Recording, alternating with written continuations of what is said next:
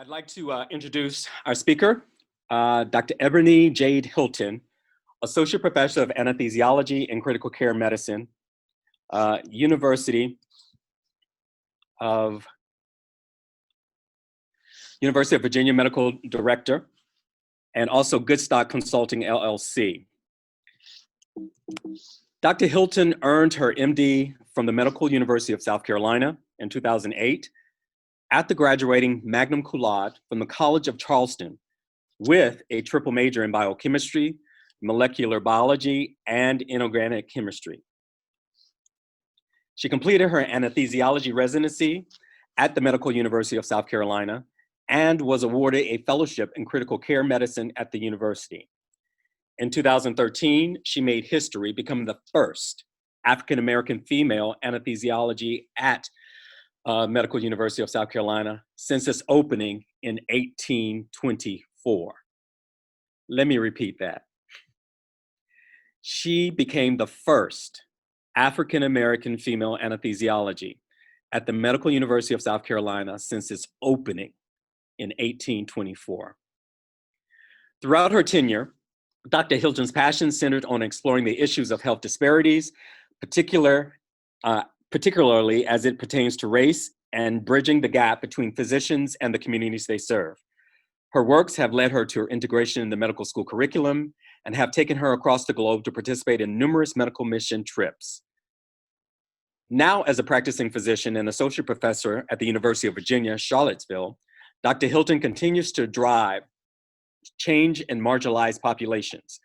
As medical director of GoodStock Consulting, she works with companies to address local social issues that affect community health, such as education, transportation, food insecurity, and housing. She is also a sought-after speaker on subjects related to health disparity and other issues plaguing at-risk communities. Dr. Hilton's efforts have been recognized by the National Medical Association and the National Minority Quality Forum, which named her one of the top 40 under 40 leaders in healthcare. In addition to pioneering medicine, Dr. Hilton is the author of the AVA series of children's books, which focuses on the power of positive thinking. With that, I introduce to you Dr. Ebony Hilton. Thank you all for having me. This actually, I see some people's faces that I've known since college. So this has been, it's gonna be a treat. So I'm hoping we can get through this I know I only have 30 minutes, so I'm gonna try to go as quickly as possible. And let me see if I can share my screen here. Let's see. Can you all see this pretty well? Okay. So so this topic of, I think it's timely that you all are having a conference on the mental health for Black providers, because honestly, we're getting hit on all fronts at this point in 2020.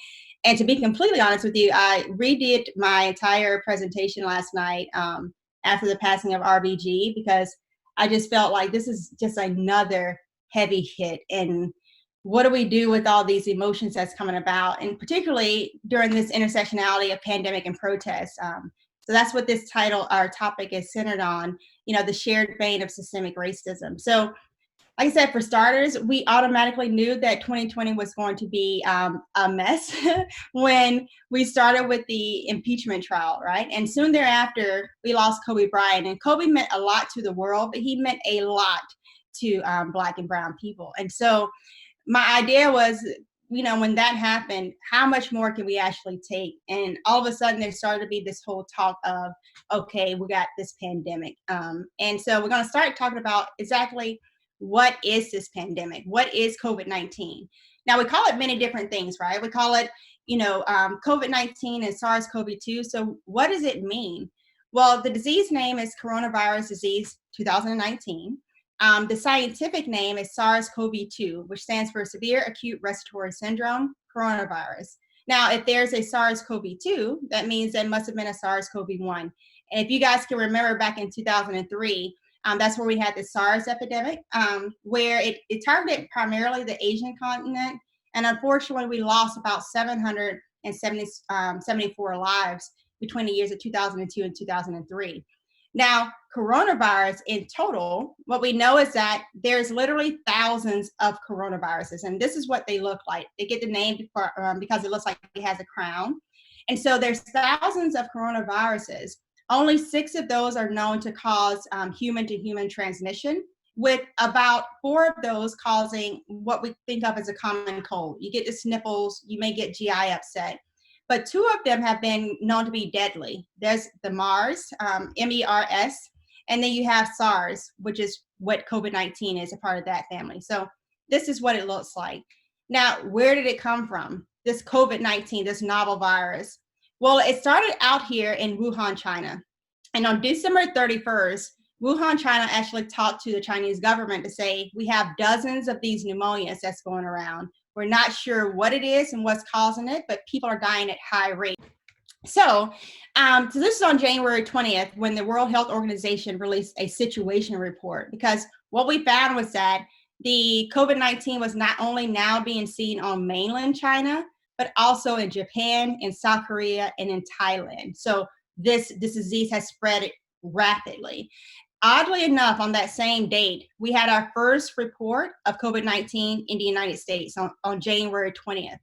Unfortunately, around the same time, we had one of the biggest celebrations in China. It's called the Lunar New Year, where literally hundreds of millions of Chinese persons go and celebrate with their families every year. So we now had this highly contagious virus being spread pretty rapidly, and we had no way to kind of contain it.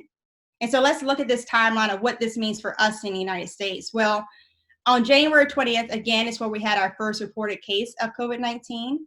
On January 30th, the World Health Organization declared a global health emergency. On January 31st, this is where Trump keeps saying that he restricted travel, but actually he did not restrict it in totality. That's a whole nother subject. But that happened on January 31st. On February 29th is when we had our first death in the United States. And honestly, that day, I remember exactly where I was when I heard it, because I knew Black people would be in trouble. On March the 13th, Trump declared a national emergency, finally. But by March the 26th, we crossed the threshold of having 1,000 deaths. Now, that was only 66, I think, days from our first reported case of COVID-19. And we now became the world leader of COVID. And what does that look like now? Well, as of today, we're now with 6,928,412 cases with over 203,188 deaths, unfortunately. So within 203 days, this is where we are. Now, what do these numbers, that's a big number, right? So what does it look like and what does it mean? So this is a graph looking at US mortality. This is in 2018, 2019, and 2020. And what we do is we give an estimate of what we think the deaths should be per year, because we know there's some cyclical illnesses that come around every year. For instance, the flu. And what you can see here is in 2018, we did have a pretty nasty spike of the flu, right? But this is where we are with COVID-19. We're seeing an exponential growth or exponential rise in the number of people who have unfortunately passed away. And this graph is only going to, you can look here, to May the 30th, and that's going to be relevant on the next slide. But what does this number mean when we say 200,000 people have passed away? Well, in looking at it in comparison to HIV and AIDS, we have had more people die from COVID-19 in the first 7 months than AIDS did in the first 8 years of being present in the United States. To give you another comparison, this is a Airbus 308. It can hold up to 544 people. We could have this bus or this Airbus filled to the brim and unfortunately have it have accidents every day for 373 days. And that's how many people at this point have passed away from COVID-19. To bring it kind of home for me, you know, I've lived in 3 different cities my entire life. I was born and raised in a place called Little Africa, South Carolina, but it's in Spartanburg County. And then I did all my training in Charleston, South Carolina, and now I live in Charlottesville, Virginia. So if you were to add up the population for the city of Spartanburg, and the city of Charleston, and the city of Charlottesville, those 3 cities would total how many people have died from COVID-19. And again, we're just now getting started in this whole pandemic in the United States. Unfortunately, we're still on our first wave. What we know too is that we weren't testing. So the total number of people who have unfortunately succumbed to this disease, we actually don't know. We probably will retrofit that in looking at the number of people we had to pass away outside of what we estimated. But one thing for Black people, not only are we dealing with this pandemic in these large numbers, but again, you can see that this graph ends on May the 30th. Well, the problem for us was that just 5 days before the ending of this graph, we had the unfortunate murder of George Floyd.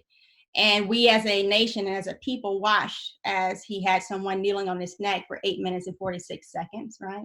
And unfortunately, he wasn't the only one that year. We also had the passing and the murder of Breonna Taylor, right? Of the police officers that entered her house unannounced.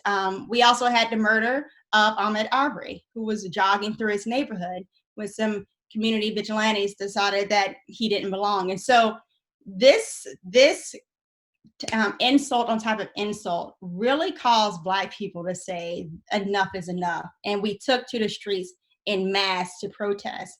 And I think the New Yorker did a great job of highlighting, though, for Black people that the reason why we were going out and risking life was that this scream of Black Lives Matter has not changed for generation after generation.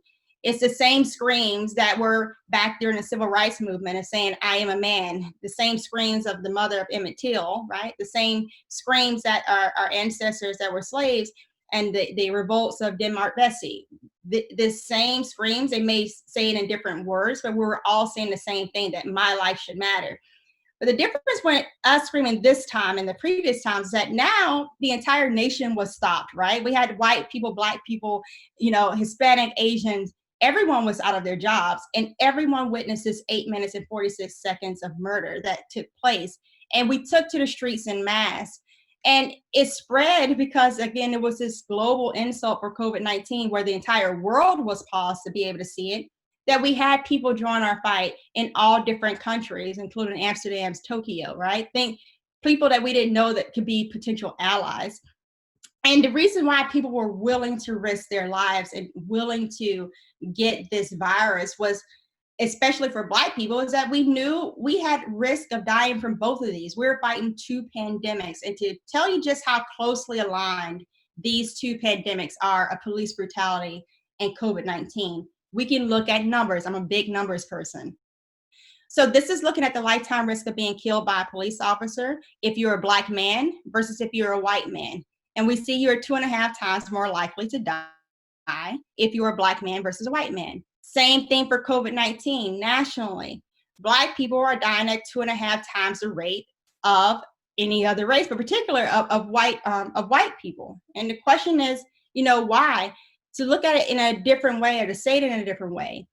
Over the life course, 1 in every 1,000 Black men can expect to be killed by the police. And this is crazy to me. As it stands right now, for every 1,020 Black people who were alive in January, 1 of them has died from COVID-19. And these numbers, they're too similar for this to be a coincidence. If we're looking at it, if Black people, Hispanic people, Asian people, if we all died at the same rate as white Americans, then 80 Pacific Islanders, 700 Native Americans, 10,900 Hispanic Americans, and 20,800 Black people would be alive today. And I don't have to tell anyone in this audience as to why that is. We all know about systemic racism. We know it because we live it. We know it because we feel it every day. And the question is, what does that do? When we're talking about COVID-19, we oftentimes say the people who die from COVID-19 are those who are older or with pre-existing conditions. And I think one pre-existing condition that never gets talked about is, what does it do to your body when you're a minority in a majority country? When you're seeing this police brutality on TV and you're hearing these words about the countries that you originate from are quote unquote shithole countries. I don't know if I can curse, but that's what he said. But when you're hearing these words, what does it do to you? And what we know medically is that emotions are physical health too, that you get activation of your hypothalamic pituitary axis, meaning that your brain hears or sees the insult. It kicks in a fight or flight response that tells your adrenal gland that sits above these kidneys to release these hormones that allows your body to have superhuman strength so you can get up and run and get away from that lion or tiger, if you have you, right? So we have cortisols at higher levels, glucagon and catecholamines, which is your adrenaline, your norepinephrine, epinephrine that is circulating in your body. And what impact does that do to your organs? Well, we know on the heart, it leads to hypertension, tachycardia, and vasoconstriction, giving you high blood pressure, and also setting you up for having some heart failure at an earlier age.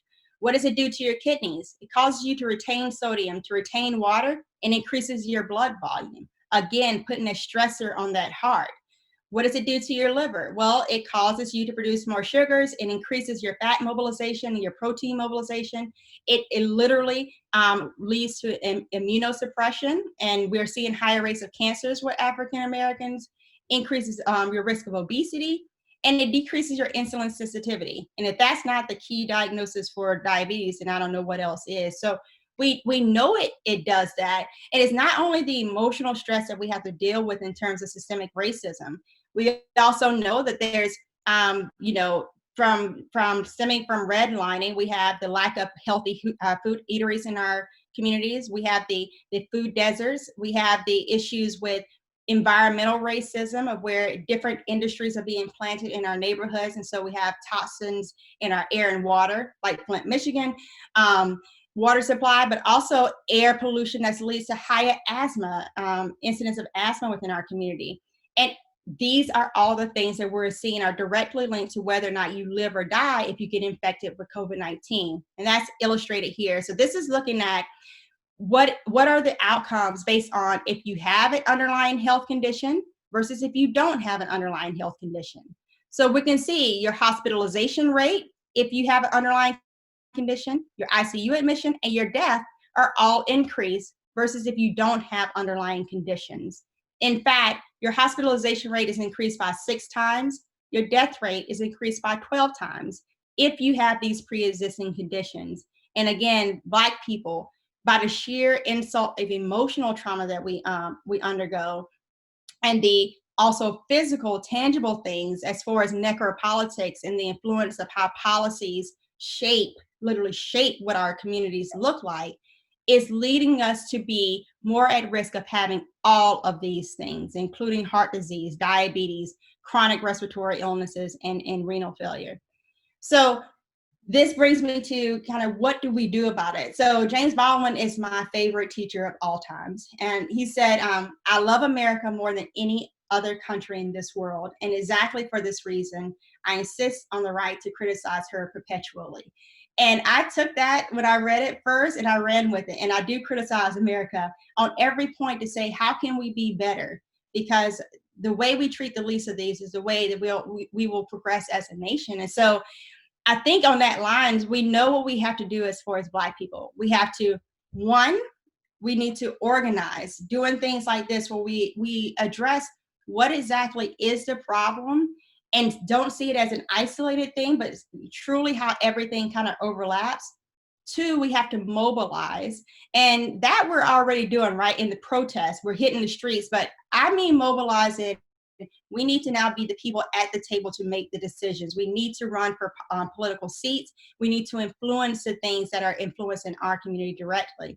And the third thing I feel like we need to do is we need to remember. And that's what I kind of added on to the back of this, remembering exactly who we are. Because I think if we remember who we are, we'll be able to weather this storm emotionally a little bit better. So I'll do a brief story, and I hope I'm not going to go too long. And if I am getting winded, just let me know. But the brief story, when I was in the 4th grade, I learned about DNA, and I became fascinated. And from that point on, I couldn't wait to talk about slavery and Black History Month, because that's the only time we talked about it. But because I was intrigued and I was fascinated about the people I came from, because when I learned about DNA, I recognized that my DNA is not unique in that it's copies that are passed down from my parents, right? So I got a copy from my mom and from my dad. And if my mom has always, if I was always living and breathing and thriving within her eggs and womb, that means that I also then must have been living and breathing and thriving inside of my grandparents, right? So if you keep going backwards, that's going to take us straight to Africa. And I've had the privilege of being able to travel to Africa for some mission trips. And in this traveling, it took me 30 hours to get from Charleston, South Carolina to Tanzania, Mwanza, Tanzania. And it made me think, what my ancestors, it took them 3 months. So for 3 months, they were in the bottom of a ship, barely getting water, barely getting food, lack of sunshine, infections were allowed to fester, and where literally millions of us, unfortunately, call the Atlantic Ocean our burial site. If you are on this screen today, your DNA was so powerful that you overcame that.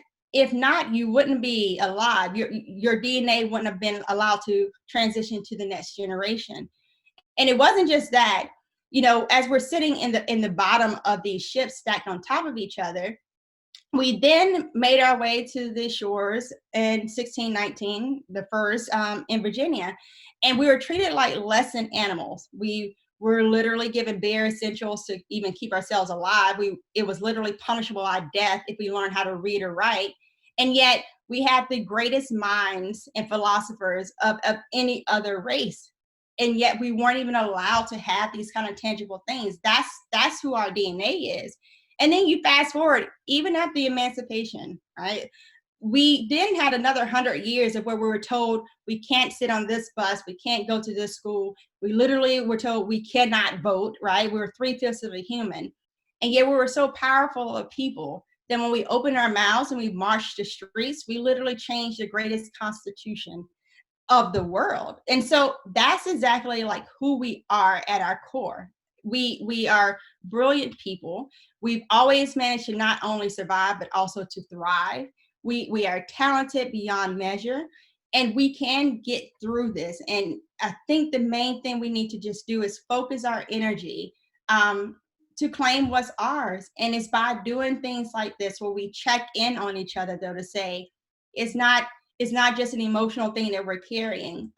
This is physical. And how do we be as healthy as possible as a group and entity? So that's what we're trying to do. For me, my research passion at work as an anesthesiologist is centered on racial health disparities. But with my consulting firm, we firmly believe in the process of speaking from the grassroots to the grass tops, of saying how do we engage the community to make sure they remember exactly who they are, that we are powerful people, and that we start claiming the seat at the table. And if there is no seat at the table to make the changes, then we create our own table. That's it. Thank you. Thank you, Dr. Hilton.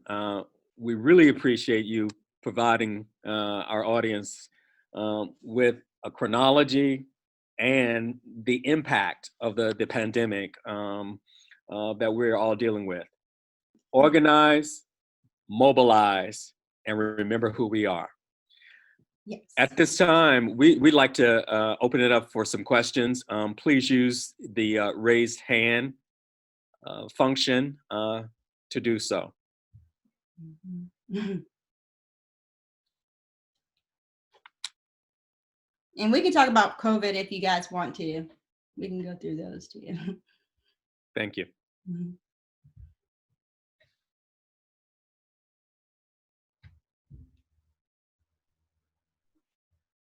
Questions? I have a question from Marsha. Marsha, you have the floor. Hi, thank you so much for a great presentation. I have a question regarding COVID numbers. I have some colleagues and friends that work in hospitals and things of that nature. And I know people who have actually died from COVID. So I'm gonna preface the question with that. But one of my friends who works in a hospital mentioned to me that some people were dying as a result of like oxygen tanks not being changed or refilled. People coming into the hospital with ailment and then dying, and then the paperwork would say it was COVID related death. So my question to you is, are some of these numbers skewed, or are they accurate based on actual COVID deaths? Right. So, for one, I'm sorry for your loss, because I said I don't even think people have had a chance to really process it because there's been so much happening. So I apologize for that. Now, in regards to the questions, there's been tons of conspiracy theories, and I do find it unfortunate because I feel like they do cause the public to not take COVID-19 as serious in some ways, and that we're thinking that these are just numbers that are made up. But I'll give you an example as far as your oxygen tank analogy. Literally in the hospital, the only time we have you, so I'm an anesthesiologist. When I am performing your surgery, the oxygen source literally comes from the wall, meaning that there's not cylinders that we're using where we're changing those out. The only time I have a cylinder is once your surgery is done, I transport you from the operating room to your actual room, and then you're connecting back to the hospital main supply line. And so there's not a way that oxygen could run out per se. I'm trying to think of the equivalent. Like the oxygen cylinder will be like the amount of gas you have in your car, and the hospital supply line would be like the amount of gas that the gas station has that you're getting to fill up your car, if that makes sense. So in that regard, no. And then when there's talks of, oh, this person died, but they said it died of COVID, but they died of a heart attack. What people have to understand is that COVID, the way that it acts, it literally causes inflammation of your blood vessels and of literally all the organs. That's how they end up getting impacted. It is a huge inflammatory response. So an analogy I can give for that is, for instance, someone can have cancer for 8 years. If they get in a car wreck and they pass away, the cancer didn't kill them. The car wreck did, right? Same thing with this. There's a report where the CDC said that only 6% of the people who died from COVID had no other conditions, and people all of a sudden said, oh, well, COVID is only killing 6% of people. No, the comorbidities definitely put you at higher risk, but all those persons pass away from the COVID-19. And the way we kind of look at it is that those conditions otherwise would not have killed you. And it's not that one organ, like if you have high blood pressure and you died from COVID-19, it's not like the high blood pressure caused you to have the stroke or caused you to suffer some type of in-organ insult. You've been living with high blood pressure for 15 years. It's the inflammatory response that happens with COVID-19 that triggers your body to go into a fight or flight state, and every organ goes into haywire and chaos. To give you an example, like the last week or 2 weeks ago, I was covering the ICU, and to be honest with you, I've never seen a CT scan of someone's lungs look the way that this person's lungs looked. And I graduated med school in 2008, and never have I ever seen someone where the lungs looked like rocks. And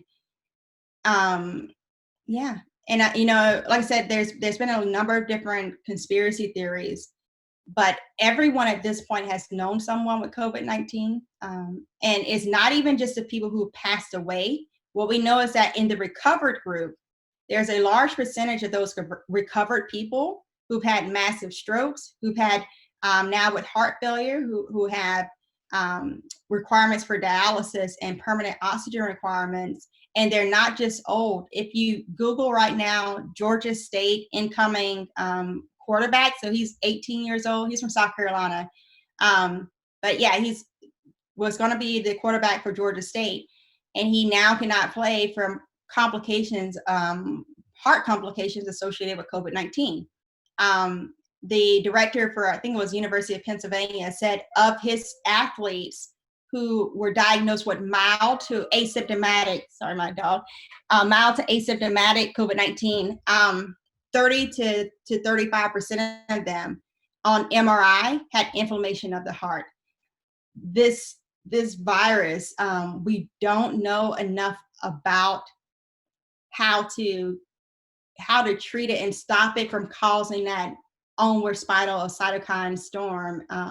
So I'm hoping that the conspiracy theories do stop, because like I said, at this point, it's particularly for Black people, our numbers are climbing, and we have to take it serious and stay at home and put on our masks, so that we can keep as many people alive. I mean, we haven't seen these numbers before. Yeah. We Thank have you. a question from Dr. Kevin Harris. Dr. Hilton, great presentation. I enjoyed the focus on the impact of stress, particularly stress due to race and racism on African Americans. I know Dr. David Williams out at Harvard is a leading authority in that area. I've been curious, though, over time, what seems to be a barrier that prevents that from being a standard of care? I've noticed even in Black doctors, and my own actually, who that's never been a part of a diagnosis as a part of an underlying condition that might be driving some other situations I have. So, I mean, has that ever been positioned or advocated to be a standard of care in practice, particularly for African Americans? Yes, and I'm gonna try to see if I can find actually this.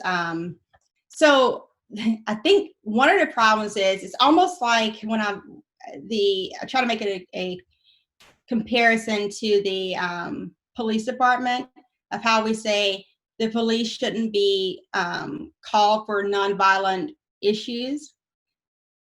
I think there's a huge bucket of potential intervention that's missed, of where we're not tapping into our therapists. We're not tapping into, social work to play a frontline role in how we address medicine in general, because we don't talk about the mental health component of it as we should. And we do know it's directly linked. And like I said, I'm gonna try to find this one slide if I can, but I think it's imperative for everyone who does know to push your physician to talk about it. Ask them, how is this related, and what can we do to kind of fix it. But I think of it even to children. So when you think about Philando Castile, for instance, his 4-year-old daughter was in the backseat of the car when he was murdered. And I don't know if you guys remember the videotape of her sitting with her mom, but she was saying, don't cry. I don't want you to get shooted. She kept saying that over and over again. And it broke my heart.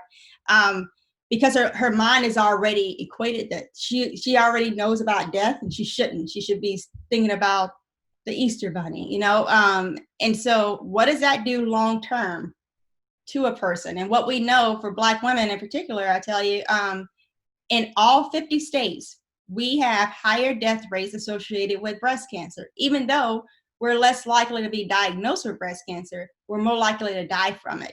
And we're dying from it at younger ages. Same thing with Black men. Less likely to be diagnosed with prostate cancer, more likely to die from prostate cancer. And all these things have been linked to chronic stress. And it's not only that too, there's a study, I found that little thing. I'll try to share this with you guys. But there's studies even looking at the impact of chronic stress on maternal mortality and infant mortality. And this study in particular right here. So maternal stress and infant mortality, the importance of the preconception period. So before a woman even gets pregnant, her child, if she is chronically stressed out, is more likely to die before its first birthday.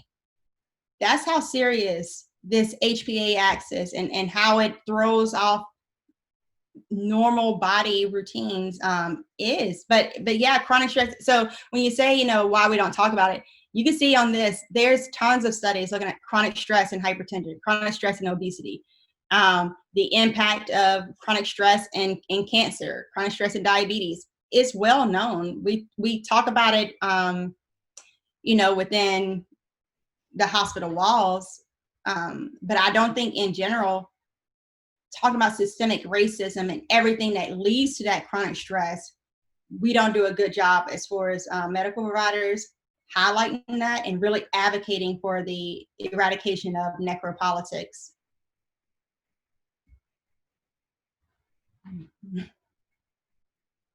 I don't know if that answered your question or not, though. Yeah, okay. Dr. Deloach, you have the floor.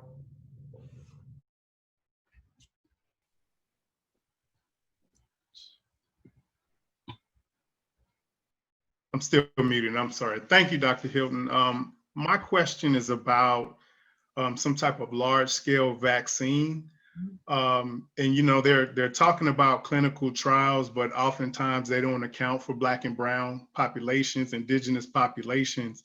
And so as you listed, I guess kind of a litany of comorbidities. So are they factoring all of that in?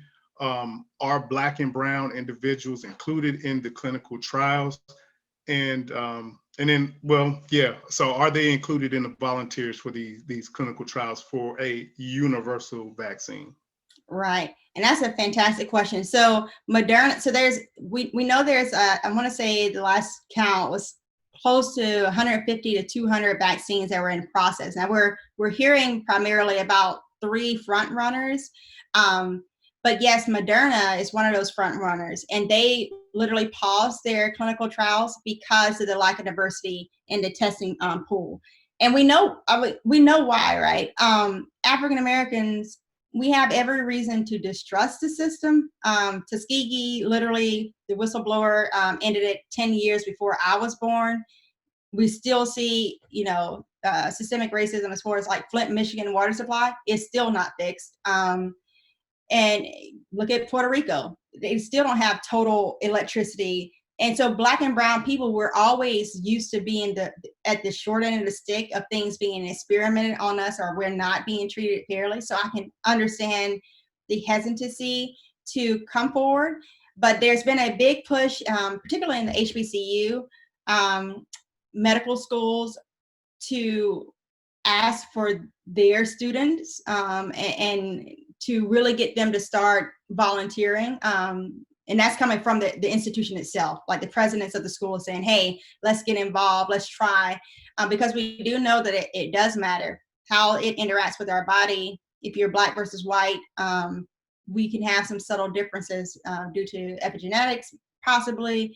But we know, the Human Genome Project completed in 2003 said that we're all 99.9% exactly the same. But we do know that epigenetics does exist, that we have turning off and turning on of genes related to stress. And so, yeah, the thing I've been trying to do is holding town halls or discussions primarily with Black and Brown people to allow them to say what their distrust of the institution is and try to answer as many questions as possible. But I do think the onus is on the medical community for us to fix it, because we're the ones that caused the distrust in the first place. And so I think trust has to be earned in this respect. Yeah. And so I know you saw AstraZeneca had to pause their trial, was that a week and a half ago now? There was a lady in the UK who developed transverse myelitis and some neurologic symptoms, and they paused it. And this is the second time actually they had to pause the trial related to neurologic symptoms to see, is this related to the vaccine or is this related to something else?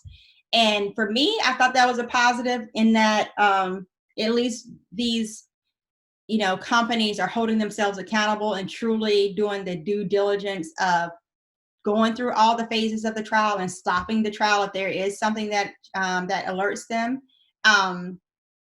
But I know in reading of Facebook and Twitter that certain people in the Black community were saying, hey, I'm not getting that if it's causing that. And so like I said, we're going to be in an uphill battle, I think, with this vaccine. not only in the Black and brown community, also in the white community, we had anti-vaxxers already. But you add on to that the mixed messaging from, oh, this is just a hoax, to you don't need to wear a mask, that was coming from the administration. I think there's a lot of chaos around this whole process that may, unfortunately, stretch this pandemic out from being what could have been contained somewhat within 6 to 8 weeks early on to being a 1 to 2 year ordeal. And yeah, and I do mean that. Like, I think we're going to be still in some form of this limbo until next year, this time at least. So.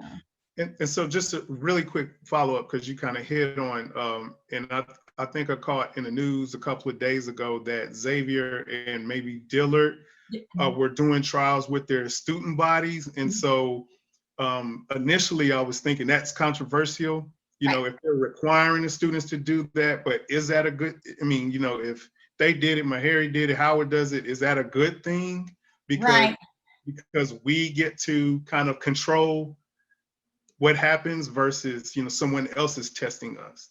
Right. And it really is one of those things of, I feel like as soon as it's made available at my hospital, I'll be volunteering because I don't want to give something to someone else that I wouldn't feel comfortable giving to myself. Right. And so, I mean, I do think it needs to be a personal decision for each provider or each person in general to take. But it is one of those things that's important to me because, again, my people are dying at higher rates. So I need to find something that is going to keep us alive. To give an example too, in the Black community, right now for every Black person that has died, 1 in every 10 of them have been less than 55 years old. 1 in every 10 is not necessarily, and that number, now that we've hit the Deep South, that number is getting smaller and smaller and smaller. It's or in other way, it's getting larger and larger, and that more percentages of us are dying at younger ages. Yeah, in South Carolina, 3 weeks ago, we had a 28-year-old teacher pass away. We've had a 9-year-old little girl in South Carolina pass away. Yeah, and so to give you a rough idea, right now we have 200,000 who have passed away from COVID-19. The co-infection of COVID-19 and flu, the double hit, right? That's why I think we were having such a fast rise in the deaths in the very first months of 2020. And then we went into a lull because I think we were probably having some co-infection. So now that we're heading back into the flu season, I am literally terrified of this fall because back in January, again, we only had a few sprinklings of COVID-19, some in California, some in Washington, a little bit in New York. And we see what happened. Now we have literally COVID is on every street in every city of every state. And so when flu and COVID now see each other again, your chances of getting that double hit goes far, you know what I mean? And what does that look like? And so what we're estimating is that right now we have 200,000 people who have passed away. By New Year's Eve, we're expecting to have 400 to 600,000. That's double, if not triple, what we have right now. And we're not ready. And I think the to make this political and as political as it has become is very dangerous because now people aren't taking it serious at all. And even the mention of wearing a mask is all of a sudden some type of, I don't know, like it's a football game and it's not. So, yeah.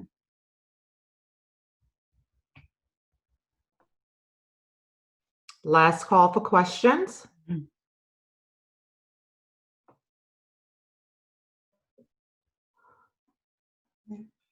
President Collier, I do not see any more questions in the queue. Thank y'all.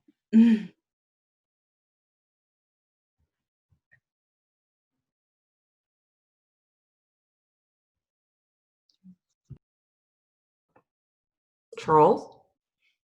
He's muted.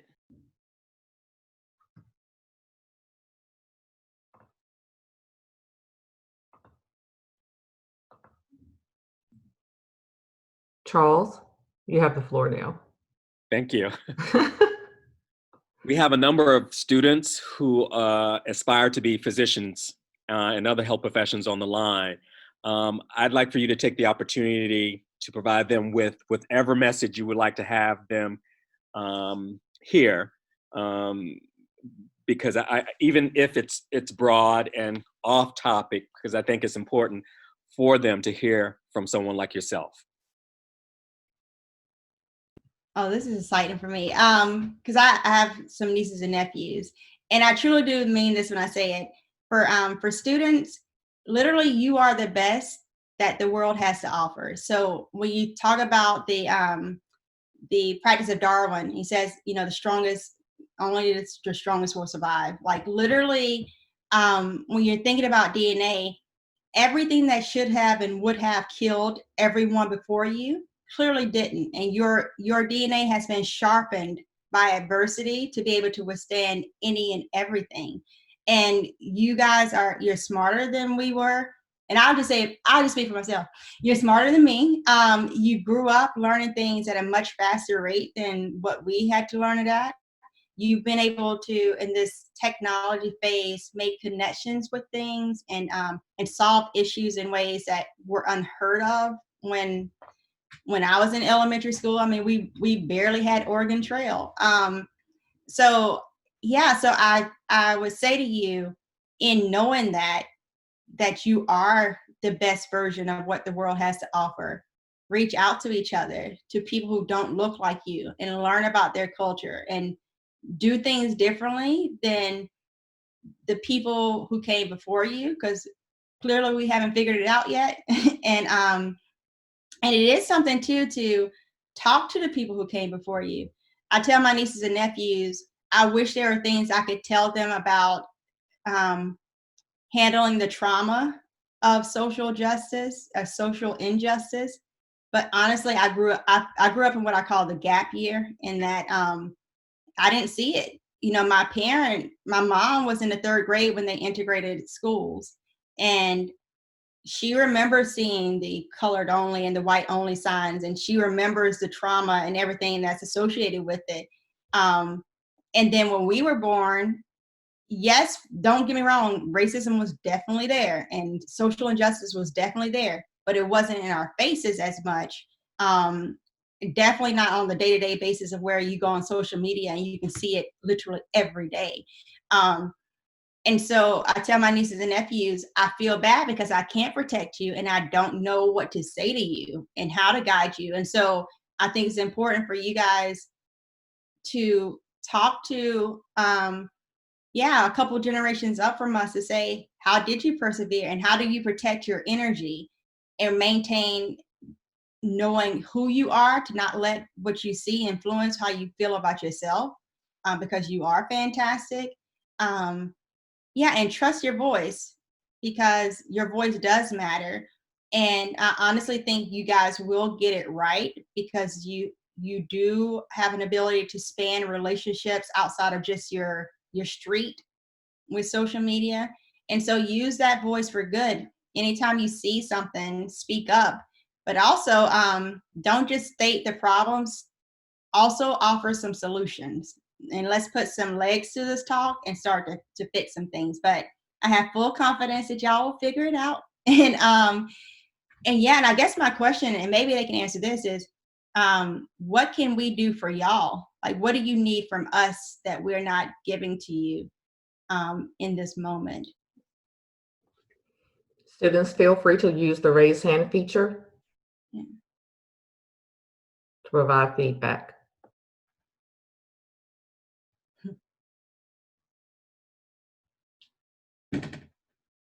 Yeah, maybe like my niece, she will never raise her hand. I know one thing she told me though, finally, was just emotional support, because it wears on you. So if you're ever feeling like it's just too much to carry, for one, we don't want you to carry it by yourself. Definitely reach out. but stress manifests itself in many different ways, and it's not just it's not always in ways that we can see it. But one of the op-ed pieces I'm writing is called, "Does PTSD only apply to soldiers, or do our Black children not qualify?" Because what you're seeing, it can cause PTSD, and it can cause disturbances in your sleep pattern and just overall your how you feel about yourself. So I'm hoping I would challenge everyone that's older than the students to truly reach out to them and check in and say, let's have a hard conversation. Like, how are you? How do you view yourself? And how do we make sure that if you have a problem, then we have a problem, so that we can make sure that you don't feel alone. We have a question from Aaliyah, and then following Aaliyah, we'll have Destiny.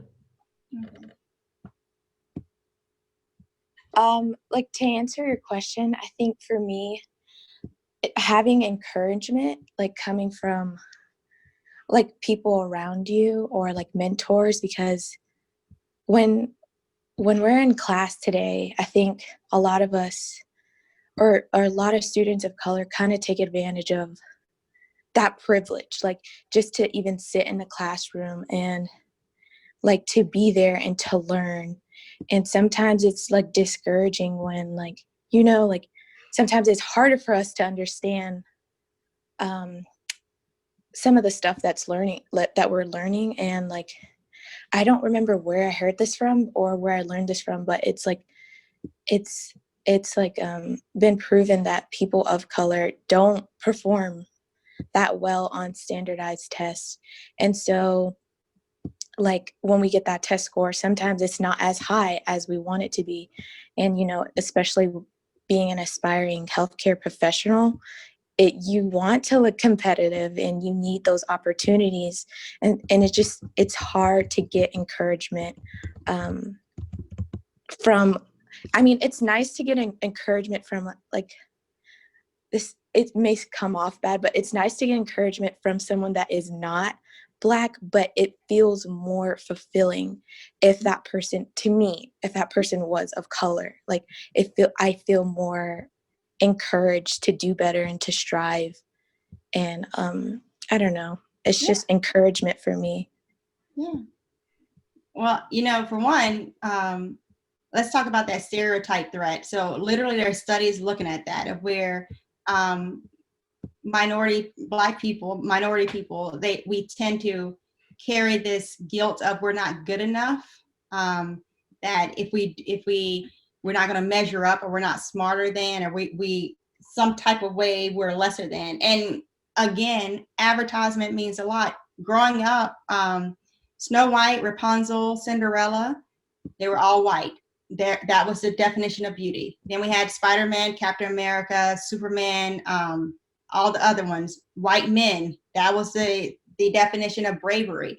And everything that was negative was dark, right? The villains were dark. And it brings home this idea of, at a very young age, subconsciously, without you even thinking about it, this society can tell you that you don't measure up. And I'm here to tell you, Aaliyah, you actually do. And you are brilliant. Like I said, you come from people who it was punishable by death if they learned how to read and write, and they're the greatest philosophers, the greatest poets. They literally when we talk about built this country, yeah, we mean the brick and mortar, and they built the building of University of Virginia and DC. Yes, they built that, but they also built this country. It would not be a United States of America without them. They were engineers in the way that they figured out how to grow cotton and sugarcane and tobacco in conditions that weren't meant for those to grow here. That's who you have in you. And so whenever you're taking those tests and you hear that little buzzword in the back of your mind, just speak back to it, literally talk to it. And maybe that sounds like it's crazy, but if somebody was sitting at a couch beside you and telling you that you weren't good enough, you would tell them to get out of your home, right? So talk back to that voice and say, like, I am good enough. And it is important for us as the people who come before you to say, I remember feeling that same way. And now that I've grown older and I recognize where that voice actually originated from, let me tell you how I figured out how to talk back to it. And yeah, and to feed into you and to tell you, I see your potential. And that's what I'm grateful for in my own life, because I mean, I came from a single parent home. My father was in and out of a lot of things. But I didn't see doctors or lawyers. I mean, literally, my mom she didn't even graduate from high school. It was our two sisters and us. And so we grew up poor, and I didn't see anything that looked anything like me. But my mom always called me when I told her I wanted to be a doctor when I was 8. She started calling me Dr. Hilton. And as crazy as it sounds, I didn't have a plan B after that, because she told me I was a doctor. So that's what I guess I am. And so the power of words, they really do work. And if you set your goal, if you want to be a physician, we start calling you Dr. Leah. And that's just it. And God will always make a way for where you're supposed to be. Trust the process. Just put one foot in front of the other, but you'll get there. Yeah. So I think Destiny she no longer has a question, but we do have Sandra, and Sandra will be our last question for today. trying to find the faces on the screen. Hi, Dr. Hilton. My question is, I wanted to go back to what you asked us about what you can do to help. I feel like for me, for instance, I need someone to talk to. I need someone to push me, keep talking to me, encouraging me to go on, because this is my second school. I'm going to the nursing school, and I left my first school because of racial stuff, because that was my first time of feeling that way. I couldn't stay there. And in the second school that I'm in now, it started happening again. Mm-hmm. So I felt very down. I was crying all the time. But then I realized I don't have anyone to talk to. So I joined because I wanted to look up to people. I wanted to see people like you. I wanted to see people like people that I'm seeing here, Miss Judy and Miss Jacqueline, so that I could be encouraged and I could be able to move on, because it's my first time of feeling that way. I'm from Africa, and I moved here in 2016. So I didn't know what was going on until I got into one. So yeah, it was kind of a little bit heartbreaking for me, and I couldn't take it. I was just crying all the time. And even now when I'm studying, I keep telling myself I can do it. But as soon as I see them, I get timid, I get scared, and then I just be quiet in my school. So people keep asking me, why am I quiet? I'm like, I'm just scared to talk to someone, because I don't know the reaction I'll get, because I keep getting people look at you like you're so different. Mm-hmm. And it's just heartbreaking for me. So what I need is just somebody to talk to, somebody to encourage me. Thank you. Wow. Well, that is heavy. I am so sorry you feel that way. And I hope you see there's 99 people or 100 people on this call right now. You are not alone. And I'm sure, they will probably talk about ways that you can get in touch with the chapter. But I'll also put this is my number if anybody needs to have someone to kind of speak with.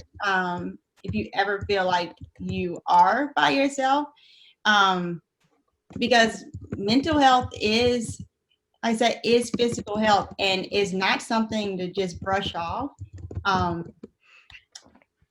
Yeah. And how do you work through that? Especially if you're far away from your family. I'm assuming, is everyone still back in Africa? Okay. Yeah.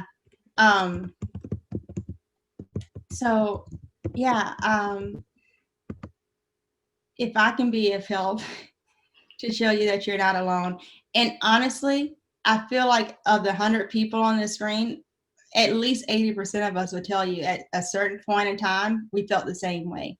Because unfortunately, like I said, my mom was in the 3rd grade when they integrated schools. The trauma of integration and the seeing the protests and the riots, as soon as she could legally stop going to school, she did.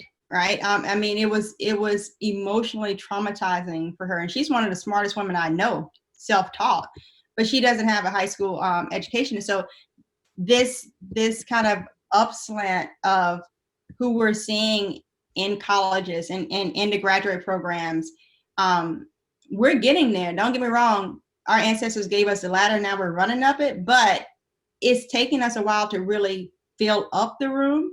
And so it can make you feel like you're the only one when you look around and you are the only one. I'm the only one in my department right now at the University of Virginia. At the Medical University of South Carolina, I was the first and only one there. And there are times where you feel like we just watched George Floyd and y'all are coming in talking about your strawberries that you're going to eat for lunch. And do you not see the pain that is like literally I'm carrying? So I understand what it feels like to feel like no one sees the stress of being one. So if you need anything, then I usually do better if you text, but also this is my email address if anyone needs of anything. And then there's a new as far as organizations for students, there's the SNMA for medical students at least. And there's tons of different programs for minority students interested in STEM that could also be a sounding board. That Nathia, I saw you on here earlier. Do you know of any programs? Nathia and I went to college together.